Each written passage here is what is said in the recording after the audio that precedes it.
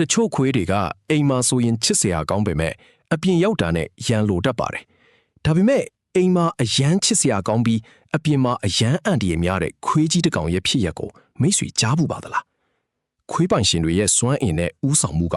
ခွေးတစ်ကောင်ရဲ့အပြုအမူကိုဘယ်လိုမျိုးတက်ရောက်မှုရှိလဲဆိုတာစဉ်းစားမိပါလိမ့်မယ်။ Leslie နဲ့သူ့သားဆိုင်တို့ရဲ့ Junior လို့ခေါ်တဲ့ Great Dane ခွေးကြီးတစ်ကောင်ရှိပါတယ်။သူဟာအပြင်ထွက်တာနဲ့ရန်လိုပြီးလူ၃ဦးအထိကြွက်ခဲ့ဖို့ပါတယ်။အိမ်နီးနားချင်းတွေကသူ့ကိုကြောက်ရွံ့နေကြပြီး Junior ကိုတုတ်တင်ပစ်ဖို့အထိပြောဆိုနေကြပါပြီ။ Leslie အပြင်ထွက်တိုင်းသူမရဲ့သားဆိုင်ကအတူလိုက်ပါလိရှိပါတယ်။ဒီလိုချင်းနေမျိုးကိုဘယ်လိုဖြေရှင်းရမလဲဆိုတာသူတို့မသိခဲ့ကြပါဘူး။ဒါပေမဲ့ Junior ရဲ့ရန်လိုမှုနောက်ွယ်မှာဝမ်းနည်းစရာအတစ်တစ်ခုရှိနေခဲ့ပါတယ်။ Junior က6လသားအရွယ်မှာသူပိုင်ရှင်တွေကကားနဲ့တိုက်ပြီးတေးပြီးထင်ကပစ်ထားခဲ့တာပါ။ဆေးကုသမှုတွေခံယူပြီးနောက်သူနောက်ခြေထောက်ကလေးပြန်တမ်းမာလာချိန်မှာတော့ရန်မိုတဲ့အပြူမှုတွေစတင်လာခဲ့ပါတယ်။ဒီအသိဆိုးကပဲ Junior ရဲ့ရန်လိုမှုကိုအဓိကဖြစ်စေတယ်လို့ယူဆခဲ့ကြပါတယ်။ကဘာကျော်ခွေးတင်တန်းဆရာစီဇာမီလန်ကဒီကိစ္စကိုကင်တွယ်ဖြေရှင်းဖို့ရောက်ရှိလာခဲ့ပါတယ်။ စီဇာမီလန်က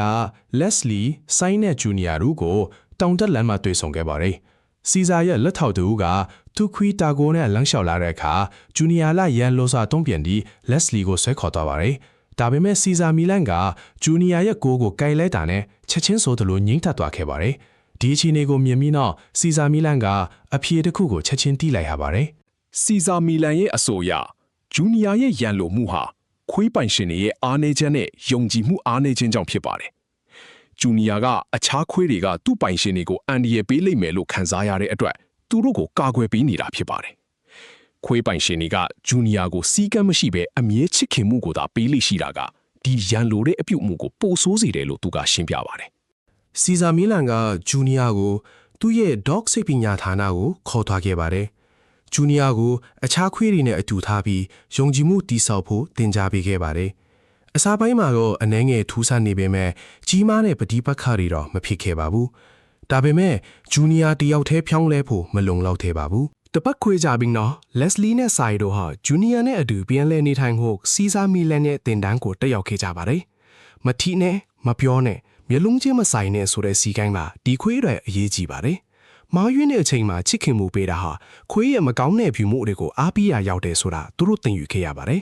။ဒီအချက်ကိုနားလည်ပြီးနောက်သူတို့တွေပထမဆုံးစိန်ခေါ်မှုတစ်ခုပေါ်လာခဲ့ပါတယ်။စီဇာမီလန်ကခွေးပိုင်ရှင်တွေကိုသူတို့ရဲ့ကိုယ်ပိုင်နေရာကိုထိမ့်သိမ်းတတ်ဖို့တင်ကြားပေးခဲ့ပါတယ်။ Junior ကငြိမ်သက်နေမှထချစ်ခင်မှုကိုပေးတင်လို့လည်းပြောကြားခဲ့ပါတယ်။စီဇာမီလန်ရဲ့အိမ်မှာ Junior ကပိုင်ရှင်တွေနဲ့အေးဆေးပျော်ရွှင်စွာနေထိုင်တတ်ပုံကိုပြသခဲ့ပါတယ်။အရန်ချစ်တာကတောင်ခွေးတကောင်ကိုထိခိုက်စေနိုင်တယ်လို့သူကရှင်းပြခဲ့ပါတယ်။စီဇာမီလန်က